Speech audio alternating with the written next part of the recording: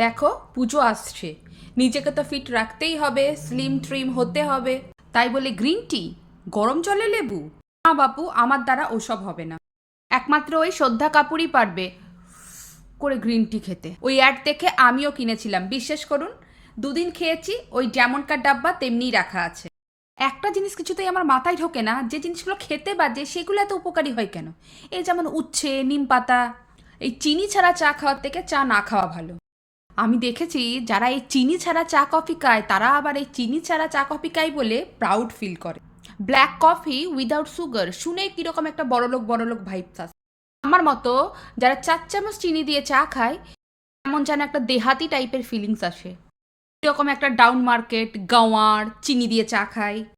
Fatless লোকগুলো আবার বিয়ে বাড়িতে গিয়ে শুধু স্যালাড খাবে, লো ক্যালোরির খাবার দাবার খাবে, আর পুরা আপ ভাব মারবে আমি লো ক্যালোরি ফ্যাটলেস খাবার দাবার খাচ্ছি। ভাই, বিয়ে বাড়িতে ঠুসতে এসছিস, ঠুস না ভালো করে। এত নাটক করার কি আছে? না হোক আমার সরু ফিগার, আমি খেয়েই মরবো।